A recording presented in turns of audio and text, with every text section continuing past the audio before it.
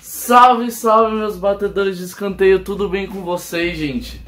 Tranquilíssimo? Eu tô aqui de novo com mais um escanteio cult, vocês já sabem. E hoje vim contar mais uma das curiosíssimas histórias do nosso mundo do futebol. Então vamos lá. Bom, hoje eu vim falar pra vocês de um cara muito curioso, com uma carreira futebolística muito curiosa. E o nome dele é Everaldo Costa. Não, pera, não é Everaldo Costa não. E o nome dele é Everaldo Marques. Não, também não é Everaldo Marques. Não, pera aí, deixa eu ver aqui, rapaziada.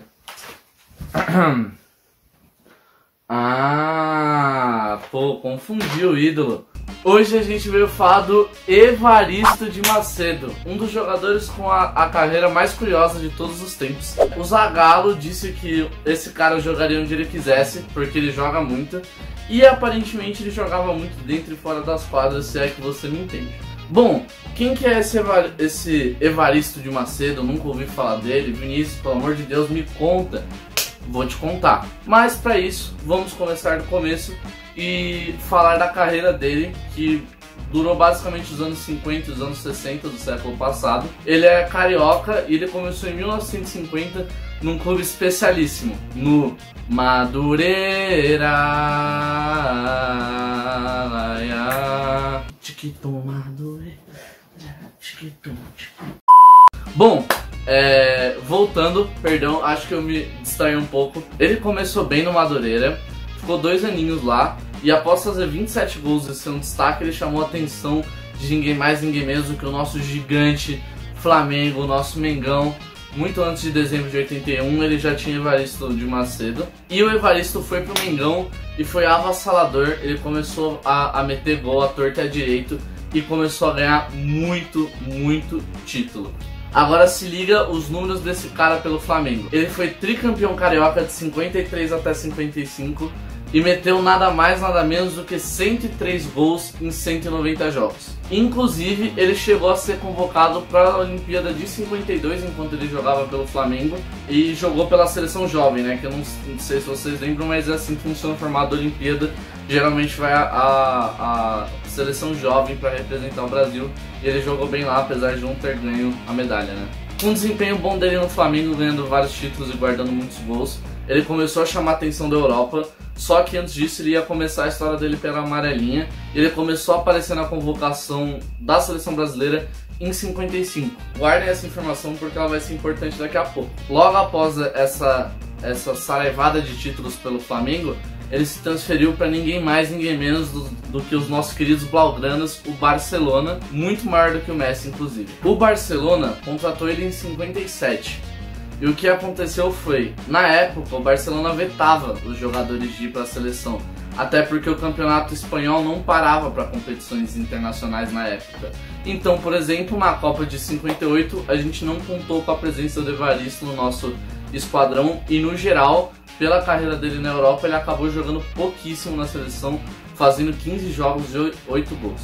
Ele jogou no Barcelona de 57 a 62 e também conquistou uma chuva de títulos, conquistando 2 espanhóis, uma Copa del Rey e 2 Copas de cidades com feiras. Aí você fala, o que é uma cidade com feira? É a feira que fica na rua aqui na frente da minha casa? Não! É mais ou menos o torneio que foi o antecedente ao que hoje é a Liga Europa. Inclusive, o Evaristo é um dos maiores artilheiros dessa competição. Além de ser o 7º maior artilheiro da história da Copa com freiras, o Evaristo levou 6 títulos pelo Barça no total e fez 178 gols, sendo o maior artilheiro brasileiro do Barcelona até hoje.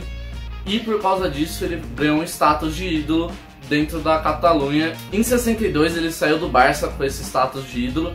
Ele se transferiu para ninguém mais, ninguém menos que... Ele se transferiu para ninguém mais, ninguém menos que o Real Madrid, que na época já era um dos grandes rivais do Barcelona. O Real Madrid e o Barcelona sempre foram clubes de destaque no futebol espanhol. Então é uma transferência esquisita mesmo para a época, mas isso não afetou o status dele de ídolo no Barcelona. A galera continua gostando dele dentro da Catalunha. E inclusive ele teve uma passagem bem curtinha pelo Real. Ele ficou só 3 anos, mas a estrela dele brilha muito, aparentemente. porque mesmo assim ele não deixou de empilhar títulos, porque ele guardou 3 campeonatos espanhóis nessas 3 temporadas que ele ficou no Real.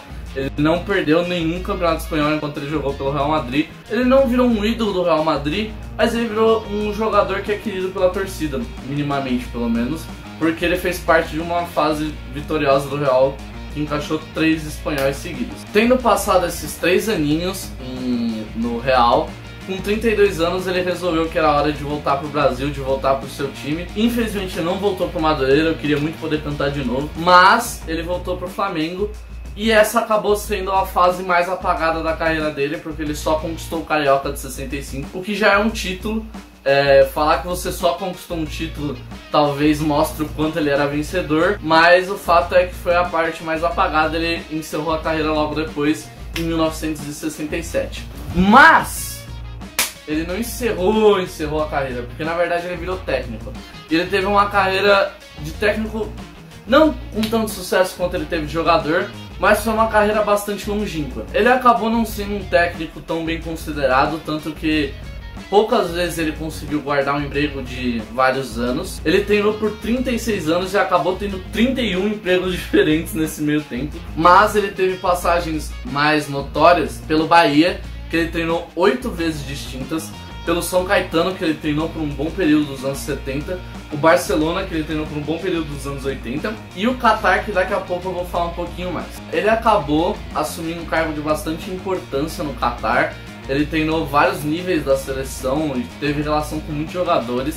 É um posto bastante interessante de se pesquisar, porque raras vezes você vê alguém com tanto poder dentro da escala técnica de um país, mas acabou valendo a pena porque levou o Qatar para 2 Olimpíadas e ganhou um vice mundial júnior em 81, e ele ficou lá por um bom tempo e acabou tendo ali a sua fase mais vitoriosa, talvez, como treinador. Mas, sendo um bom brasileiro, ele não podia abandonar o seu país e não podia deixar de tentar ajudar o Brasil. E em 77 levou a seleção júnior do Brasil ao 3º lugar no Mundial da Tunísia. E depois, em 85, ele assumiu o cargo de técnico e classificou a seleção para a Copa de 86, mas ele acabou substituído pelo Tele Santana e não foi para a Copa pelo Brasil. Na verdade, na Copa em 86, depois que ele foi dispensado da seleção, ele chegou como técnico do Iraque. Obviamente o Iraque, sendo Iraque, ele não teve grande desempenho dentro da competição, mas ele já foi técnico na Copa do Mundo. Os seus 2 principais títulos como técnico talvez tenham acontecido aqui no Brasil mesmo, um em uma das 400 milhões de passagens que ele teve no Bahia e outro no Grêmio. No Bahia ele acabou levando o Brasileirão de 88 e é um dos poucos títulos brasileiros que o Bahia tem, então foi bastante importante para a história do clube. É o que botou o nome do clube entre talvez um dos maiores do Brasil. Mas além disso, ele pelo Grêmio levou uma Copa do Brasil em cima do Flamengo. Ele ganhou do time que ele jogava na época de jogador, e ele levou o título da Copa do Brasil pelo Grêmio. Como a gente sempre gosta de dar aquele toque a mais nas pautas e falar em aspectos mais gerais, a gente também queria trazer outros nomes que, além do Evaristo de Macedo, foram ídolos ou pelo menos bons jogadores nos 2 clubes. A gente ainda acredita que o Evaristo de Macedo foi o homem que chegou mais próximo de ser ídolo no Barça e no Real, algo que hoje em dia eu imagino que não vai mais acontecer, mas alguns nomes chegaram a ter boas passagens pelos 2 clubes. É óbvio que alguns nomes eram tão ruins que foram contratados e demitidos pelos 2, mas a gente separou 4 que foram importantes para a história dos 2. Nosso primeiríssimo integrante da lista é talvez o arqui-inimigo do Paulo Nunes, que enquanto o Paulo Nunes era o Diabo Loiro, a gente tem o Bernd Schuster, que é o Anjo Loiro, e fica aí o debate se você prefere o Anjo Loiro ou o Diabo Loiro, é uma questão pessoal. Mas ele foi o grande ídolo do Barça nos anos 80, só que depois ele acabou virando maestro dentro do Real, dentro da mesma década ainda. E ele levou uma Liga Espanhola e 2 Copas do Rei pelo Barça, enquanto ele levou 2 Ligas Espanhola e uma Copa do Rei pelo Real Madrid. O próximo jogador nessa lista de ídolos dos 2 lados da moeda foi o nosso queridíssimo dinamarquês Michael Laudrup, que além de estar na discussão para o maior jogador dinamarquês de todos os tempos, junto com o irmão dele, o Schmeichel, é inegavelmente um ídolo do Barcelona do início dos anos 90 e acabou jogando muito no Real Madrid. Ele que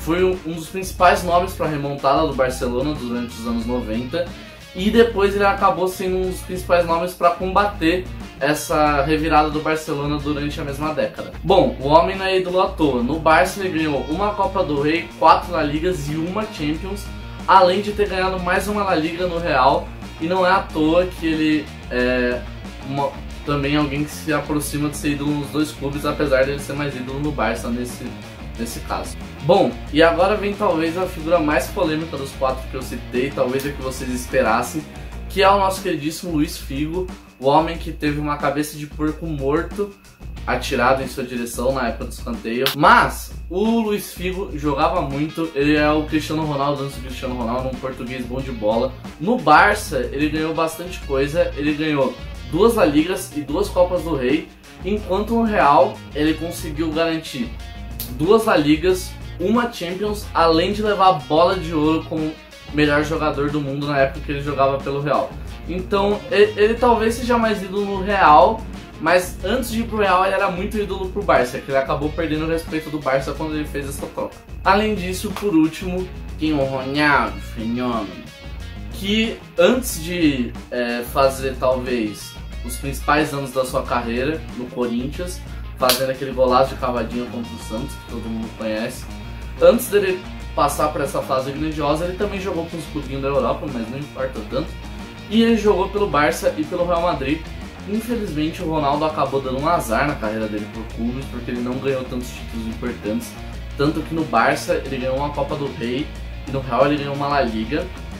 Logo depois de sair do Barça ele ganhou também uma bola de ouro, e ele ganhou mais uma bola de ouro enquanto ele estava no Real. Então ele acabou não sendo muito vencedor por nenhum dos dois clubes, mas ele era absurdamente goleador. No Barça ele chegou a fazer 47 gols em 49 jogos.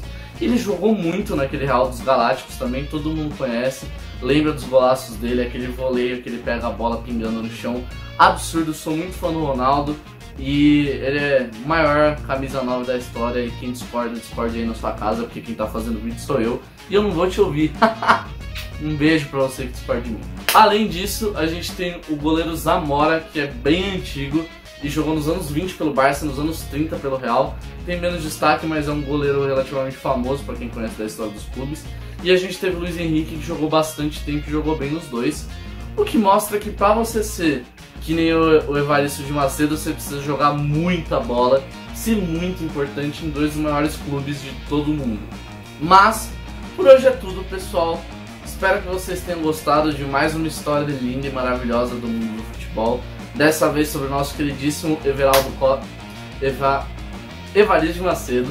E não esquece de deixar aquele seu like aqui embaixo, de se inscrever, ativa o sininho, por favor, que ajuda muita gente, você recebe as nossas notificações. Até o próximo vídeo de qualidade nada duvidosa, e é tudo nosso.